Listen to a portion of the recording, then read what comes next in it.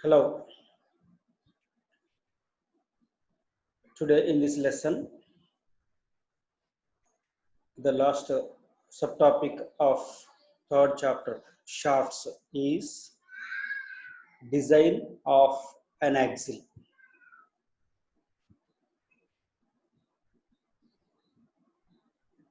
On completion of this period or the lesson, you will be able to know loading systems on shafts, design of an axle, formula on axle and problems on axle, loading systems on shafts, specification of shafts, design of shafts subjected to combined loads, design of shafts subjected to fluctuating loads.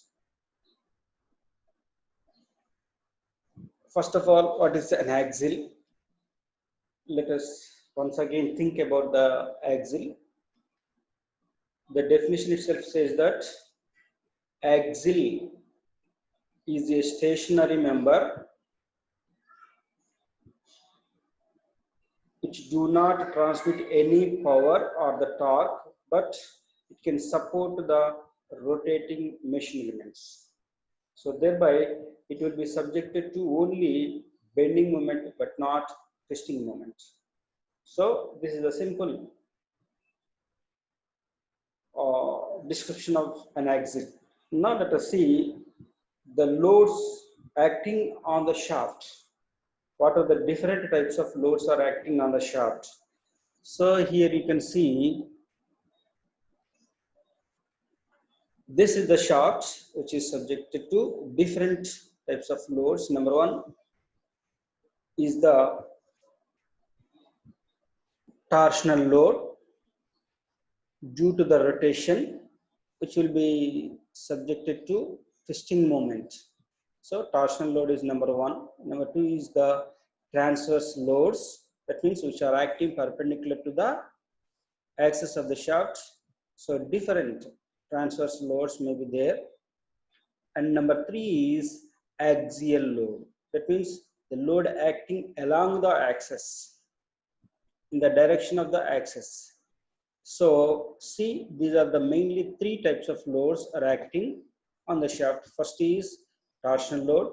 Due to this, the shaft will be twisted. Sometimes it may fail due to the strength as well as the rigidity also. And this will be happening, this load is happening when the power is transmitted from one place to another place. And next is transverse load, and this will be, you can see when the mountings are there, that means the mountings may be pulleys or mountings may be gears. Due to the mountings and also due to the self weight of the shaft itself, the transverse load will be applied over the shaft. Due to this transverse load, there is a possibility of bending. There is a possibility of bending of the shaft. Due to the bending, there will be a lateral deflection which will affect the bearings as well as shafters. There is a possibility of worn out of both shaft as well as the bending bearings. So that's why sometimes if the lateral deflection due to transverse load exceeds its value, limiting value, then simply they will worn out and either the shaft or the bearings may have to be replaced. So that is the problem with the transverse loads. Next is axial load. And due to the axis due to the load acting along the axis, but when comparing to the transverse loads and bending loads, transverse loads as well as torsional loads, axial loads may be very less, and it's maybe sometimes we may have to neglect also. So this is all about the loads on the shaft. So here you can see this is one shaft. Here, this is the shaft of different dimensions. So this is the mounting. This is the mounting, maybe pulley or whatever it is. This is the hub, and this will be the key, Woodruff key, and here also hub, and it is connected to this by using collars, etc. So here you can see this is also one of the mounting, and here are the bearings on which the shaft is mounted. Here are also also a bearing on which it is mounting, and this pin is used to a pulley of V-groove pulley. From this V-groove pulley, the power will be transferred to the another place. So this is all about setup. In some places, the setup will be like this. And here, due to these mountings, the transverse loads are applied. Due to rotation or power transmission, torsional loads are going to be applied. So this is all about different loads acting on shafts. So now axle. So as already we are aware that the differences between the axle as well as the shaft. Shaft is a rotating member. Axle is a stationary member. And shaft, due to the rotation and power transmission, shaft will be subjected to torsional load.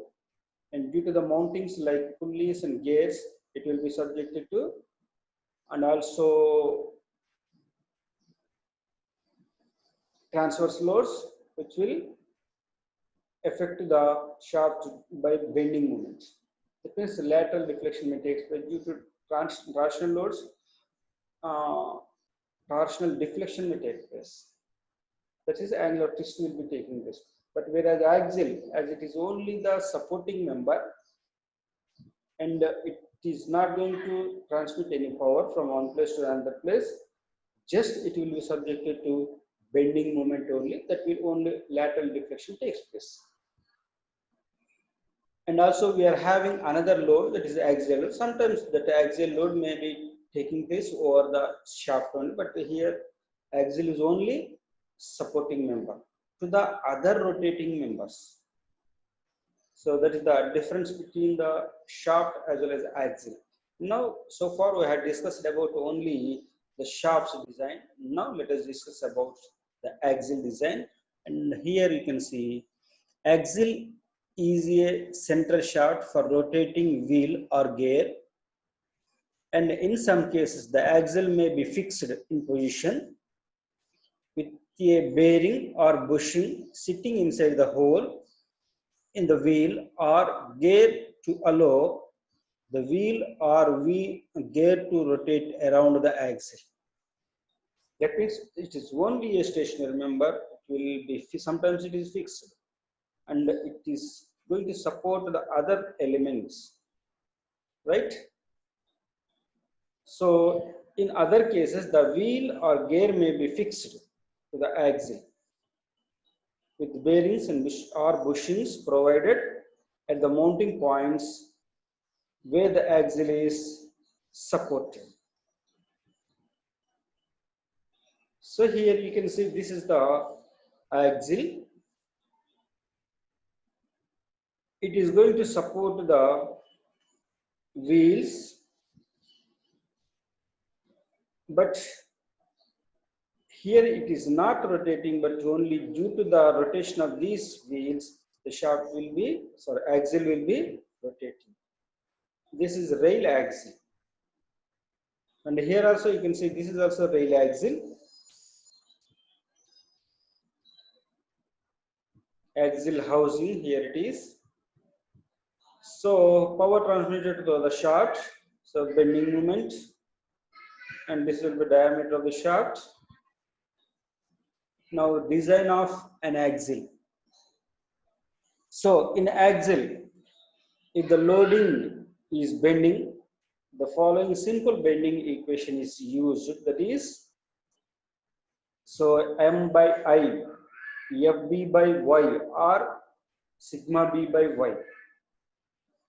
M by I is equal to sigma B by Y. where m is equal to sigma b into I by y, and I by y is nothing but the z.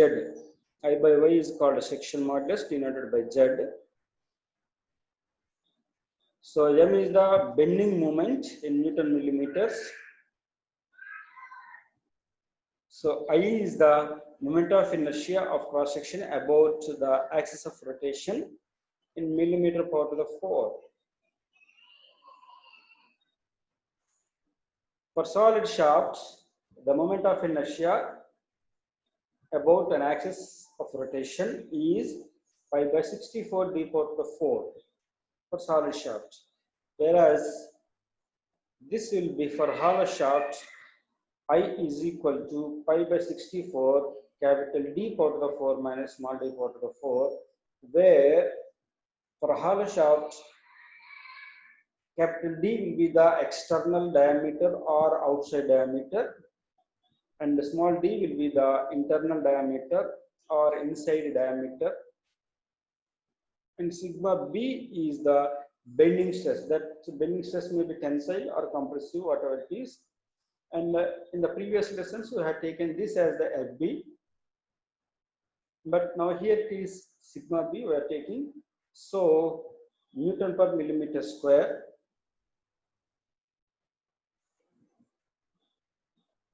and y will be the distance from neutral axis to the outermost fiber, that is the radius of the axle itself, because axis will be the neutral axis for this axle, and outer layer itself is the outer radius. So that is y is equal to radius of the axle, and z will be the section modulus, which is nothing but the I by y. Finally, after substituting the I value and also y value, and all the m becomes, so m is equal to sigma b into pi by 32 d power to the 4, and for solid shafts, that is axial, and for hollow shafts, this is m is equal to sigma b into pi by 32 d cube, where that is the external diameter cube into 1 minus k power to the 4, where k is equal to diameter ratio, that is small d by capital D for hollow shafts. That means hollow axles, where k is equal to small d by capital D. So this is all about the design of an axle. That means only it is subjected to bending moment, but no twisting moment. So with this discussion, let us have certain problems, solved problems. So here is the one problem. See, a pair of wheels of a railway wagon carries a load of 50 kilonewtons on each axle box, acting at a distance of 100 mm outside the wheel. That means from here to here is the 100 mm. Here the load is 50 kilonewtons, and here also from center of the wheel to the outside will be, that is also 100 mm, and this load is 50 kilonewtons, and the gauge of the rails, that means from this point to this point, that is the gauge, is equal to 1.4 meters. Find the diameter of the axle between the wheels. So this diameter has to be calculated if the stress is not to exceed 100 megapascals. And 1 megapascal, we are already aware that 1 Newton per millimeter square. So let us solve this problem one by one.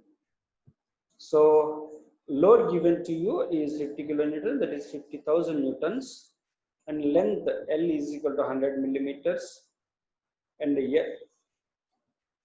FB or sigma B, this is either FB or sigma B, is equal to 100 megapascals, that is 100 Newton per mm square. And the bending moment, here is the bending moment is equal to simply at the point A is equal to 0 and at point C is equal to 50,000 into 100, that is 5 into 10 to the power of 6 Newton millimeters, and at D is also same 55,000.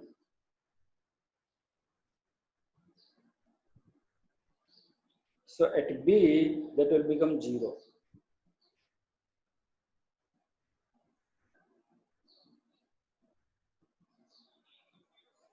So at C and D this is 5 into 10 to the power of 6, this is Newton per mm square.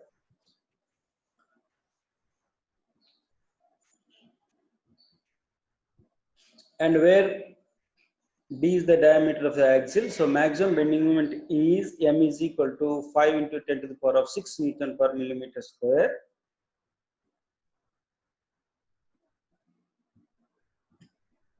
So M is equal to sigma B into pi by 32 d cube, and M is equal to 5 into 10 to the power of 6 is equal to pi by 32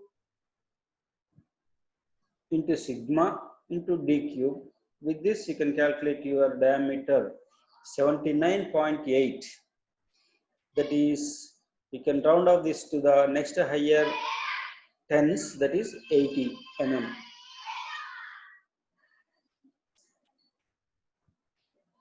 So see another problem.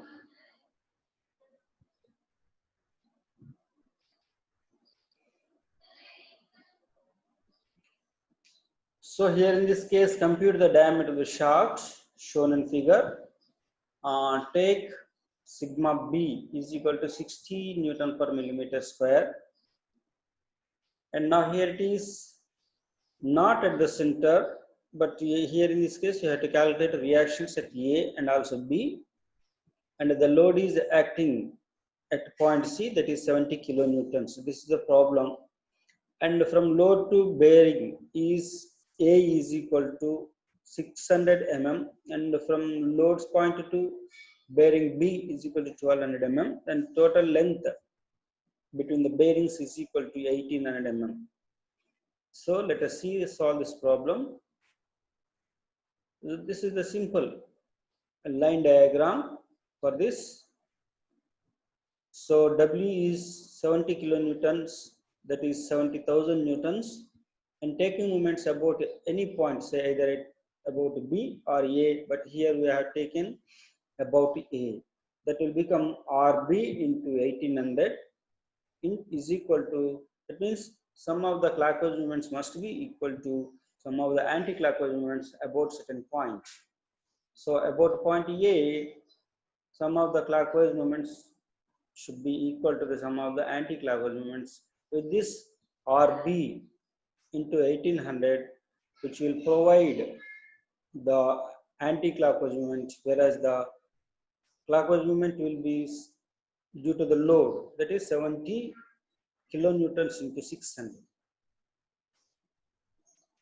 So this will be RB is equal to 23.33 kilonewtons, that is 23,330 newtons.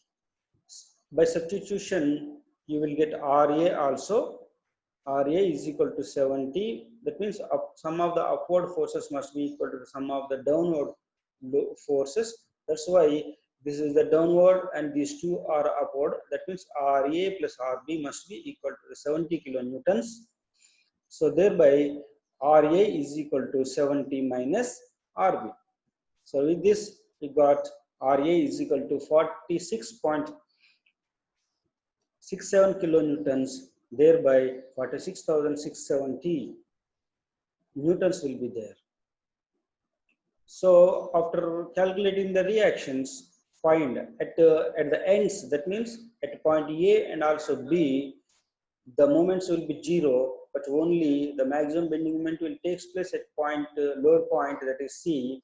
So maximum bending moment occurs at point C. That's why the maximum bending moment is equal to 23,330 into the distance from point C. So 1.2. That is 27,996 Newton meters. This is the M value. So maximum bending moment is equal to 27,996. That is, maximum bending moment should be equal to sigma b into pi by 32 dq.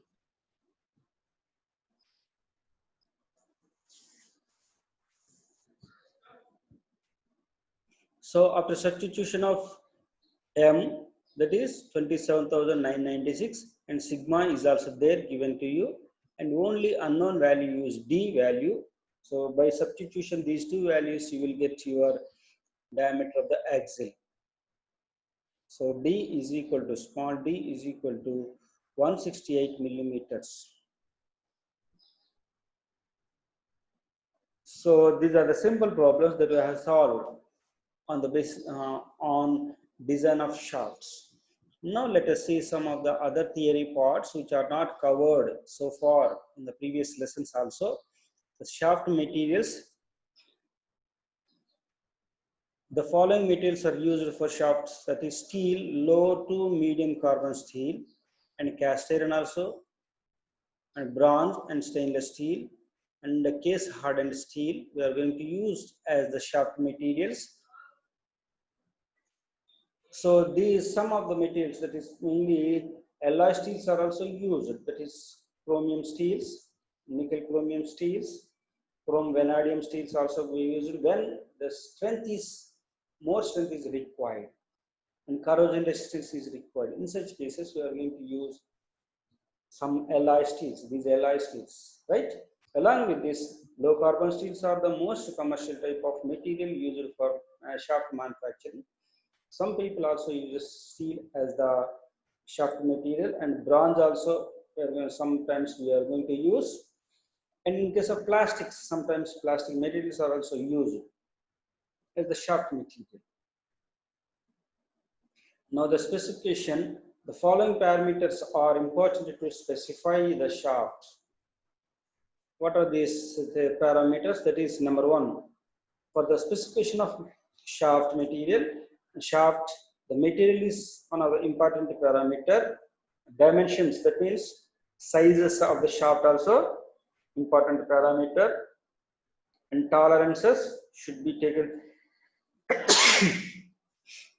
also important parameter that we have to take into account. Surface finishes are the also important parameter to specify the shaft, and the treatments, that means maybe heat treatments, etc. And inspection procedures. Inspection procedures are also important from for the specification of shaft. That means in order to specify a shaft, these parameters, material, dimensions, tolerances, and surface finishes, treatments, inspection procedures are the important parameters for the specification of any shaft. And different, once again, the loads are torsion due to transmitting torque, and bending from the transverse loads, and also axial loads. And this is also covered so far in the previous lesson itself. So design of shafts based on combined bending, twisting and bending moment. So used already guessed theory for ductile materials, that may be mild steel, and for solid shafts this will be the formula TE is equal to under root of m square plus c square is equal to pi by 16 tau d cube. And for a hollow shaft, this is TE is equal to under root of m square plus t square is equal to pi by 16 tau d capital D cube into 1 minus k 4 to the 4. Also, Rankine's theory we used for combination of twisting and bending, and this will be useful for brittle metals like cast iron, brasses, etc. And for a solid shaft, this will be the formula, that is ME is equal to 1 by equivalent twisting moment is equal to 1 by 2 into 1 m plus under root of m square plus c square is equal to pi by 32 sigma b d cube. For a hollow shafts, this will be the same. This is the wrong formula, so this is correct.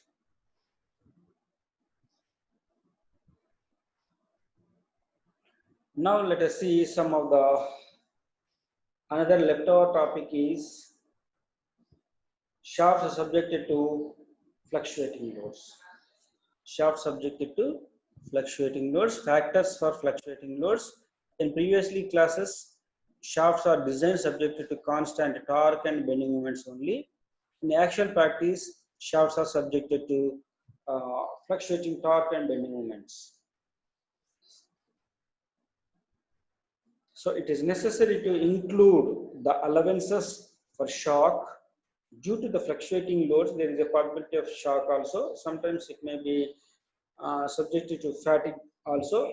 That's why in order to take these shocks and the fatigue into account, some allowances are to be added as a shock and fatigue factor for bending, torsion.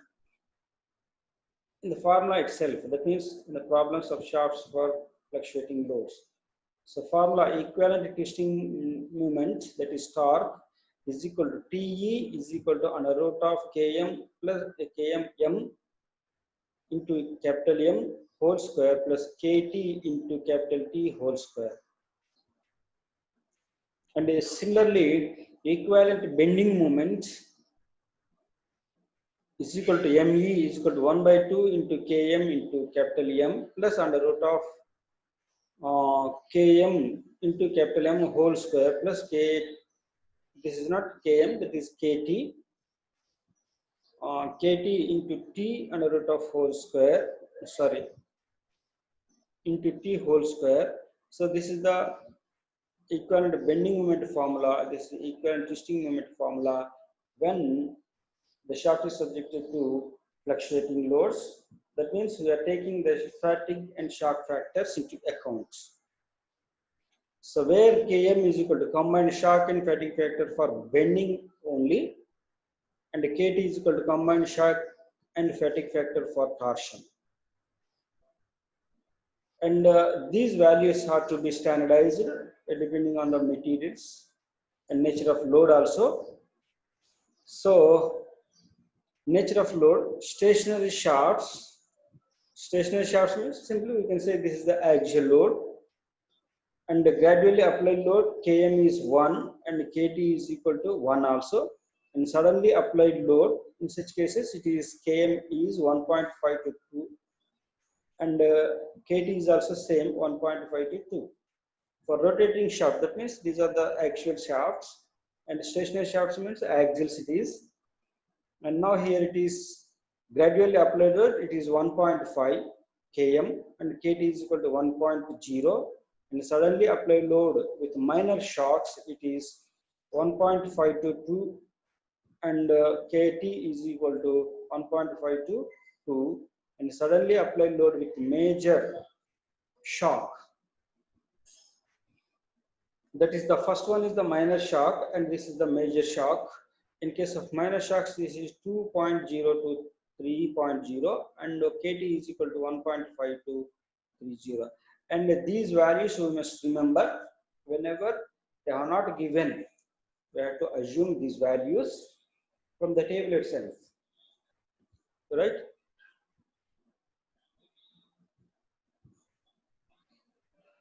And here is one problem based on the fluctuating loads. Let us see. Here you can see a shaft subjected to a twisting moment of 900 Newton meters and a bending moment of 500 Newton meters. Twisting moment is 900 Newton meters and bending moment capital M is equal to 500 Newton meters.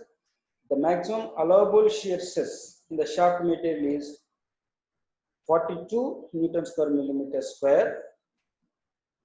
Assuming that the shaft T is subjected to gradually applied loads, that means fluctuating load is the gradually applied loads, find the diameter of the shaft. So as it is the rotating member, why? Because it is having twisting moment but not only bending moment. That's why it is a rotating shaft, that is for gradually applied loads Km will be 1.5 and KT will be 1.0. So assume from the table for gradually applied loads. So Torque is equal to 900 Newton meters and M is equal to 500 Newton meters and tau or Fs is equal to 42 Newton per millimeter square. And for gradually applied loads from the table itself, that is Km for bending, shock and fatigue factor for bending is equal to 1.5. This we have to assume from the table itself. And the shock and fatigue factor for torsion is Kt, that is equal to 1.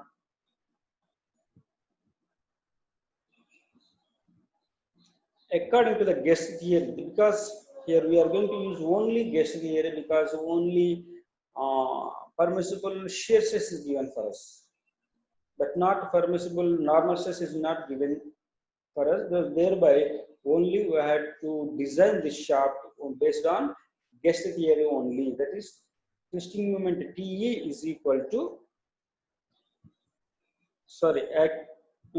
equivalent twisting moment Te is equal to under root of Km into M whole square plus Kt into T whole square.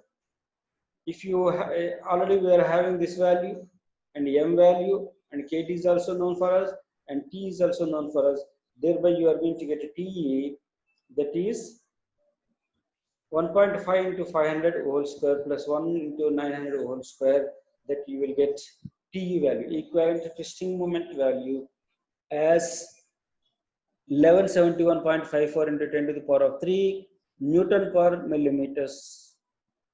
Newton millimeters it is. And now equate this equivalent twisting moment equal to pi by 16 tau d cube, and tau is also known for us. Only d you should have, diameter of the shaft, substituting all the values. So d is equal to 52.18 mm. This is the value, and this problem is based on the fluctuating loads. And let us see some of the summary. So far we have discussed about the design of an axle and what are the differences between axle and shaft also we have discussed so far, and the formulas for axle also calculated, and some of the problems we have so far solved. And now here also what are the materials required for the shaft and what are the specifications for shaft, and also we have discussed about fluctuating loads, shaft subjected to fluctuating loads also we have discussed, and one problem also solved. So let us see, axle is a center shaft for a rotating wheel or gear. So even shafts are subjected to all kinds of loads, and axles are subjected to only bending moment or delts. Now here in this case, as we have seen this in the first slide itself, it is subjected to torsional load, transverse load, axial load.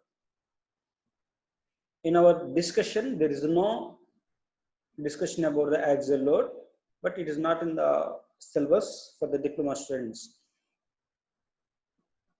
The shafts are made with the steel, cast iron, bronze, etc. materials. And also here in this is not given, also the shafts are made out of alloy steels like nickel alloy steels, nickel chromium steels, nickel vanadium steels also used for high strength requirements and also wear resistance requirements. And soft shafts subjected to torsional load, bending loads also, and fluctuating loads. These are the different types of loads acting on the shafts, and the combined combination of the above loads also there.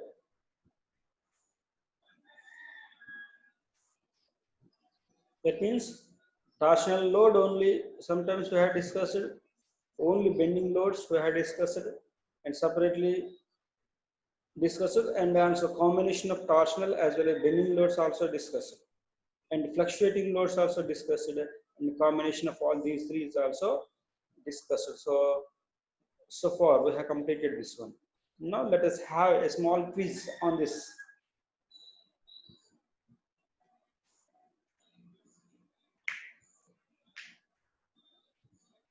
So axle is a counter shaft in stationary wheel. Counter shaft in stationary wheel. Central shaft for rotating wheel. Both A and B, none of the above. Which is the right answer? It is the counter shaft in stationary wheel, and it is the central shaft for rotating wheel, and both A, that means counter shaft for in stationary wheel and central shaft for rotating wheel is also correct, and it is not the any of the above. Which is the right answer? Which is the right answer? Let us see. Central shaft for rotating wheel, right? B is the right answer. And the guess theory is applicable for. Guess theory is applicable for. And guess theory is the Maglio-Shear theory.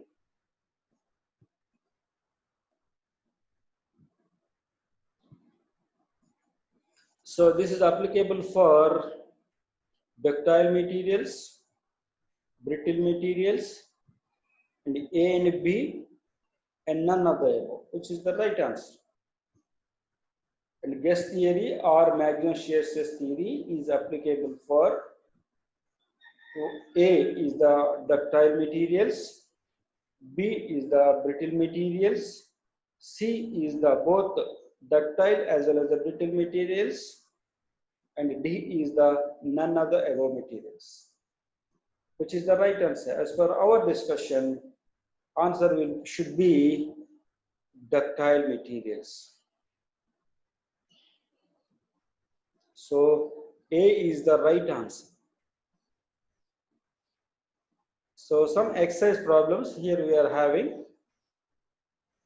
So here you can see a uniform solid shaft A, B, C, D, E is supported in bearings at A and D, and rotates at 900 revolutions per minute, and speed is given to you, and 50 kilowatts are delivered to the shaft through the 560 mm diameter belt pulley at C. So diameter of the pulley is 560 mm diameter, and 30 kilowatts are extracted via the 280 mm diameter pulley at point B. That means different pulleys are there, and they are transmitting different powers. At different pulleys, you can get different powers. That is 20 kilowatts at the 210 mm diameter pulley at E, and at each pulley the two belt stands are parallel, and the ratio of tensions in them is 3:1. Determine the minimum acceptable shaft diameter if the design stress of 100 megapascals incorporates and allows for fatigue. This is for fluctuating loads. This problem is fluctuating loads. So we have to calculate the minimum diameter for this problem, and the answer will be 40 mm diameter. So this is the problem, exercise problem, and that is given to you. A, B, and then C pulley, D, and E is there. So with this you have to calculate the minimum shaft diameter, this diameter. Next is a shaft is mounted on ball bearings A and B and carries a gear of 125 mm diameter and its center. and it transmits 3.7 kilowatts at 120 RPM. Assume an allowable shear stress of 42 Newton per millimeter square, and the distance between the centers of the bearings is 200 mm. Find the diameter of the shaft. Here the answer is D is equal to 36 mm.